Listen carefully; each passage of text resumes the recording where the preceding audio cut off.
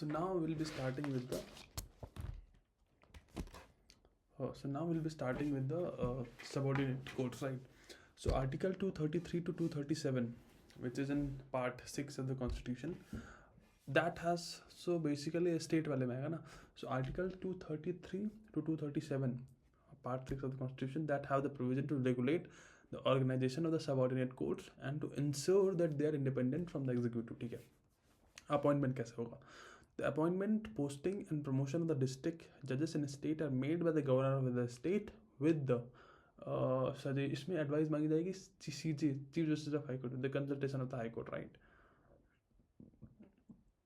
So basically he should, so कुछ limitations रहेंगे उसके ऊपर. He should not be already in the service of the central state government. He should have an advocate और a pleader for 7 years.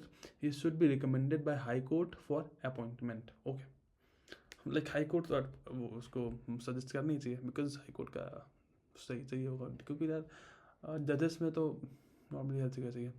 Now appointment of other जजेस, वो district जज का तो हो गया. तो appointment of persons like other than district जजेस to the judicial service of the state, they are made by governor of the state after consultation with the state public service commission and high court. Okay, other than district जजेस के लिए governor करेगा, but with the suggestion, the advice of the SPSC and the High Court. ठीक है. Control over subordinate courts. The control, including the posting, transfer, promotion, leave of person belonging to judicial service of a state, and holding any post inferior to post of district judge is vested in High Court. Governor बना तो देगा, but उसके बाद जो कुछ भी करना है उसका प्रमोशन पोस्टिंग, लाइक डिस्ट्रिक्ट जज के नीचे वाले जो भी पोस्ट हैं उन सब में हाई कोर्ट का वो सब परमिशन, वो सब हाँ उसके हैंड होल्डिंग में रहेगा सब चीज़ें. Now coming to the interpretations, the district judge that include the judges of city civil courts, the additional district judge, joint district judge, assistant district judge, chief judge of a small cost court, and बहुत सारे नाम है. Sessions judge, assistant sessions judge, joint sessions judge. So judicial service means a service consisting exclusive of person intended to fill the post of district judge and other civil judges post inferior to post of district judge. Judicial service basically वही आ जाएगा, service consisting exclusive person like district जज and उसके अंदर वाले जो उसके नीचे वाले सारे judicial post inferior to the post of district जज, they are come in the judicial service. Governor में direct that above mention provisions relating to persons in state judicial service would apply to any class of person in the state. Okay, governor कभी भी में direct कर सकता है, directive ये है उसके ऊपर कि जो भी प्रोविजंस हैं which are applied on the state judicial service that would applied to all the classes of the magistrate in the state, वो कर सकता है. अब स्ट्रक्चर बताते हैं. तो हाई कोर्ट तुम्हारा स्टेट में आएगा, राइट. उसके नीचे आएगा तुम्हारा डिस्ट्रिक्ट जज. डिस्ट्रिक्ट जज को ही सेशन जज बोलते हैं. डिस्ट्रिक्ट जज like ordinarily civil cases handle करता है, सेशन जज ऑर्डिनरली क्रिमिनल केसेस हैंडल करता है वो एक ही इंसान. जब वो सिविल केस हैंडल करेगा तो उसको डिस्ट्रिक्ट जज बोलेंगे, जब वो क्रिमिनल केस हैंडल करेगा तो उसको सेशन जज बोलेंगे, right. So in other words district जज इज ऑल्सो सेशन जज when he hears criminal cases. District basically तुम्हारा सिविल साइड है, उसके नीचे आएगा तुम्हारा सबऑर्डिनेट जजेस कोर्ट, देन उसके नीचे मुंसिफ्स कोर्ट आएगा, ठीक है. So the highest judicial authority in district is the तुम्हारा डिस्ट्रिक्ट एंड सेशन जज court that possess the original appellate jurisdiction in both and criminal matters, right. तो मुंसिफ्स के ऊपर सबऑर्डिनेट या फिर सेशन के साइड, तो बेसिकली देखो डिस्ट्रिक्ट सेशन एक हो गया तुम्हारा हाई कोर्ट के जस्ट नीचे. डिस्ट्रिक्ट वाला तुम्हारा सिविल साइड जाएगा, सेशंस वाला तुम्हारा क्रिमिनल साइड जाएगा. डिस्ट्रिक्ट में तुम्हारा एक रहेगा सबऑर्डिनेट जज कोर्ट, उसके जस्ट नीचे रहेगा मुंसिफ्स कोर्ट. क्रिमिनल में तुम्हारा साइड रहेगा एक रहेगा चीफ जुडिशियल मजिस्ट्रेट, उसके जस्ट नीचे judicial magistrate court. Basically magistrate वाला वो फॉर्मेट चल रहा है तुम्हारे क्रिमिनल के लिए, और इस केस में सबऑर्डिनेट जजेस कोर्ट, मुंसिफ्स कोर्ट्स, ठीक है. तो ये कॉन्सेप्ट समझ में आ गया. डिस्ट्रिक्ट जज is kind of the highest judicial authority in district. It also possesses the original appellate jurisdiction in both civil and criminal matters. Like जो नीचे से जो भी आएंगे from the tree of the civil side or the criminal side, वो सब district जज के पास आएंगे. So unlimited like jurisdiction होता है over the civil suits, civil वाले केस में सबऑर्डिनेट जज कोर्ट के पास में. So basically मुंसिफ्स कोर्ट के लिए अनलिमिटेड नहीं होगा, वो कुछ भी स्मॉल मैटर सिविल होगा तो वो मुंसिफ्स देखेगा, उसके ऊपर थोड़ा सा कुछ और बड़ा वाला होगा तो सबऑर्डिनेट जजेस कोर्ट के पास जाएगा. Unlimited pecuniary jurisdiction of civil suits. Criminal के साइड में उधर कि छोटा मोटा कुछ कांड किया तो जुडिशियल मजिस्ट्रेट के कोर्ट में जाएगा, थोड़ा बड़ा कांड करेगा तो चीफ जुडिशियल मजिस्ट्रेट के कोर्ट में जाएगा, ठीक है. The district judge exercises the both judicial and administrative powers. He has supervisory powers over the subordinate courts in the district, and also he listens all the appeals against his orders and judgments. हाँ, सो district जज का कोई भी case का कुछ भी judgement दिया तो उसके अगेंस्ट अपील जो है वो हाई कोर्ट में जाएंगी, ठीक है. सेशंस जज has power to impose any sentence including life imprisonment and capital punishment death. तो सेशन जज वो ऑर्डर दे सकता है लाइफ इम्प्रिजनमेंट और कैपिटल पनिशमेंट का death. However subject to confirm, बाद में उसका it is subject to confirmation of by the high court by appeal और नो अपील. हाई कोर्ट को अप्रूव करना पड़ेगा डेथ और लाइफ इम्प्रिजनमेंट के केस में. चीफ जुडिशियल मजिस्ट्रेट के कोर्ट में 7 साल तक का इम्प्रिजनमेंट दे सकता है. जुडिशियल मजिस्ट्रेट वाले में 3 साल तक वो दे सकता है. तो बेसिकली उसके ऊपर वाले केसेस में ऊपर तुमको जाना ही पड़ेगा.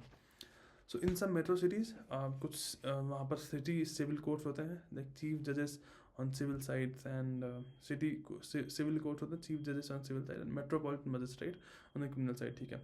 Some states and presidency have established like small cause courts to decide civil cases of a smaller value in a summary manner. Small cost court जब छोटे मोटे क्या तो सम स्टेट्स एंड प्रेसिडेंसी उन्होंने स्मॉल कॉस्ट कोर्ट्स भी बनाए हुए हैं, लाइक ऐसा कुछ जरूरी नहीं बना हुआ है, ठीक है. So national legal services authority, सब मेट्रो सिटीज़ में सिटी सिविल कोर्ट्स थे, city civil courts like chief जजेस on civil side and metropolitan magistrate on criminal side, ठीक है. नेशनल लीगल सर्विस अथॉरिटी 1987 में लाइक इनैक्ट हुआ होगा. 9 नवंबर को केम इनटू फोर्स, 9 नवंबर 1995 को केम इनटू फोर्स.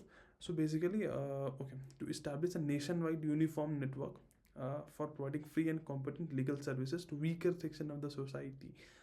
इसमें वो था ना कि चाहे कोई कितना भी गरीब हो उसको वकील तो मिलेगा ही. नालसा करके कुछ for the national legal service authority, ठीक है. Constituted under Legal Services Authority Act 1987 to monitor and evaluate the implementation of legal aid programs, to lay down policies and principle for making legal services available under this act. Okay, NALSA उसको मिलेगा Legal Services Authority Act, ठीक है. Reason, Article 39A, ये तुम्हारा directive principle, right. Constitution of India provides for the free legal aid to poor and weaker section of society and ensures justice for all. 39A article था ना, उसकी वजह से. फिर उसके बाद में आर्टिकल 14 एंड 14 में डाला हुआ ना, equality before law, and then 22(1) was promoting justice on the basis of equal opportunity for all. तो उस वजह से नालसा जो एक्ट था, national legal service authority act 1987 वाला, उससे सबको uniform network of providing free and competent legal services to weaker sections of the society as well, ठीक है. आर्टिकल 39A वाला हो गया कि सबको मिलना चाहिए. Article 14 equality before law. 22(1) I don't actually remember but कुछ तो था, माइनॉरिटी सेक्शन से कुछ था. अंडर नालसा के अंदर रहता है कि to provide legal services as well as to conduct local अदालत्स, ठीक है. स्टेट में भी है state LS authority, high court में high court LS authority, legal services authority. District में district legal services authority, taluka में taluka legal service authority, even supreme court में भी कुछ होता होगा लीगल सर्विस अथॉरिटी. उन सब के अंदर कि वहाँ पे लोगों को वकील तो एटलीस्ट मिल जाएंगे बिना किसी ज़्यादा पैसा कर सके. वो अथॉरिटीज़ प्रोवाइड क्या करेंगी, ये सारी अथॉरिटीज़ जो बनी है वो नालसा के अंदर बनी लीगल सर्विसेज अथॉरिटीज़ हैं. To provide free and competent legal services to eligible person, organise Lok Adalat for amicable settlement of the disputes, मतलब प्यार से सुलझ जाए तो अच्छा ही है. To organise legal awareness camps in the rural areas, good. Free legal service include क्या करता है, the court fee, the process fee, all other charges incurred in connection with any legal, कुछ भी लीगल प्रोसीडिंग में कुछ भी charge है तो उसके लिए फ्री लीगल होना चाहिए. Providing the service of lawyers in legal proceedings, because ऐसे तो लोग हायर नहीं कर पाएंगे वकील को, तो वो service providing services of lawyers in legal proceedings के लिए फ्री लीगल सर्विस नेसेसरी हो गया था ना, DPSP में था. Also, obtaining and supply of certified copies of orders and other documents in legal proceedings. जब जज को चाहिए होता है, किसी को चाहिए होता है, खुद पढ़ने के लिए चाहिए होता है, obtaining and supply of the certified copies of orders, वो सब चाहिए होती है ना, तो वो सब फ्री ऑफ कॉस्ट चाहिए. Also preparation of the appeal, वकील कुछ फाइल करेगा ये, तो preparation of appeal paper two including printing and translation of document in legal proceedings, वो सब चाहिए होता है.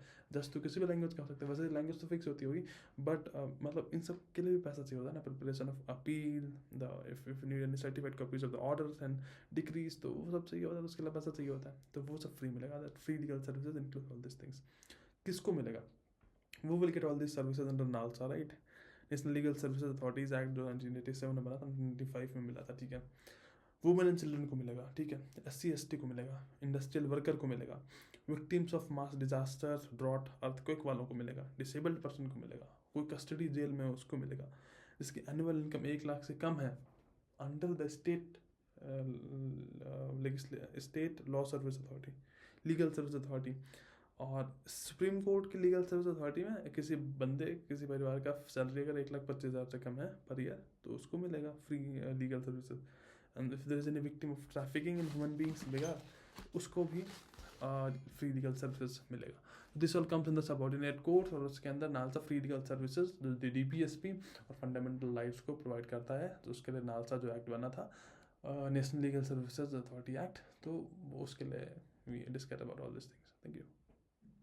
1985 में, 1987 में और 1995 में उसको फोर्स में आया था, 1987 में तो वो इनएक्ट हुआ था। Okay, thank you.